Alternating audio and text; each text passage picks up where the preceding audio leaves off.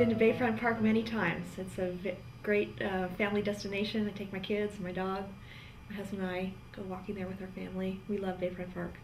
I go to Bayfront Park once a year when the Cub Scout troop that my two sons are a part of has a day where they shoot off rockets. People go out there and jog, people go out and run, kids ride bikes out there. It's got a lot of trails to walk on. It's a beautiful place.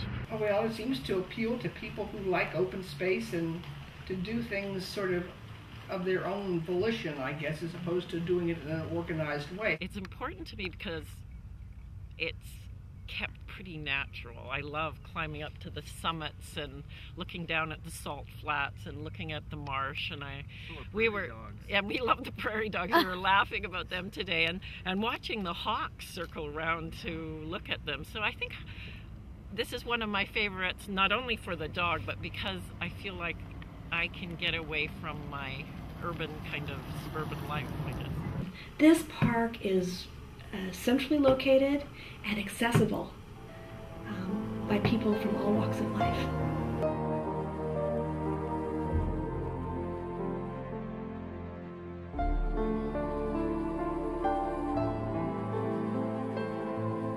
Menlo Park decided that it would take it over as a park and continue the transition into a park. The landfill was still operative, but it would manage the funds that were coming in for the landfill, and then it would develop the park, and it would be a park in perpetuity, open space, open to everybody. The positioning that you got from the people who opposed this development effort was that this is this precious, priceless, natural resource. It's one of the last pieces of open space and greenery and quiet and solitude.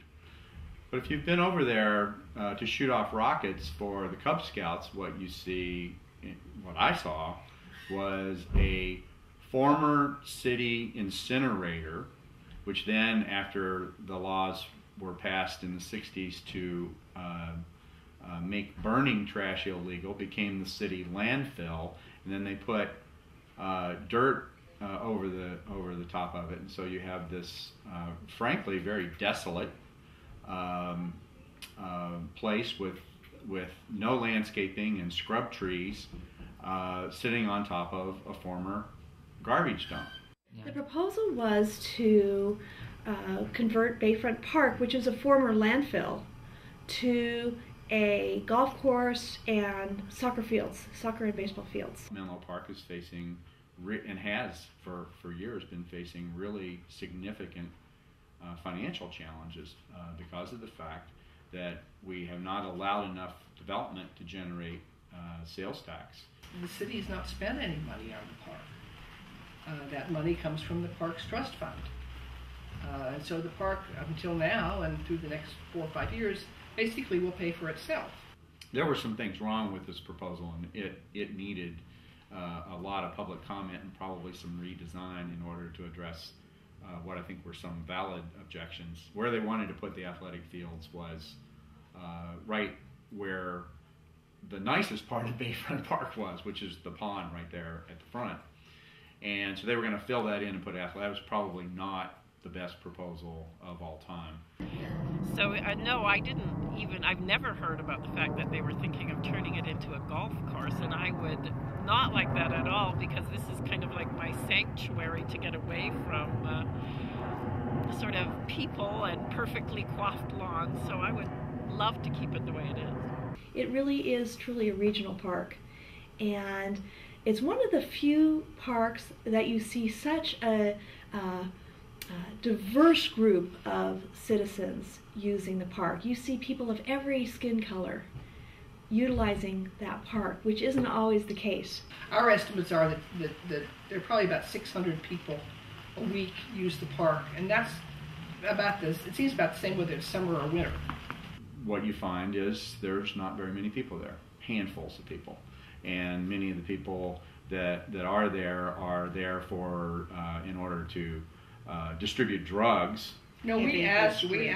the police, we asked the rangers about, because there was this rumor put out that they were finding drug paraphernalia in the bathrooms, you know, or that the homeless were sleeping there, you know, the sort of thing that people always say when they want to sour you on some place that you want to go to. And according to the people we talked with, the rangers and the police and so forth and so on, there was no particular activity of any negative sort out there. Let's just think about who actually goes to Bayfront Park. If you drive over there into the parking lot, unless the police are coming through, most of the people that you will see over there are gang members. I have not run into, quote, gang members in terms of being assaulted or confronted or even feeling remotely uncomfortable.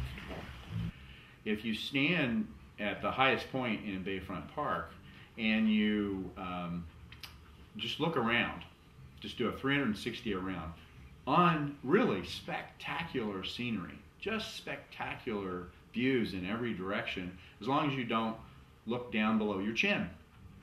Because if you look down below your chin, what you'll see is places in the ground where it's caved in. My remark is that Bayfront Park is an ugly eyesore, white elephant, and people are scared to visit it.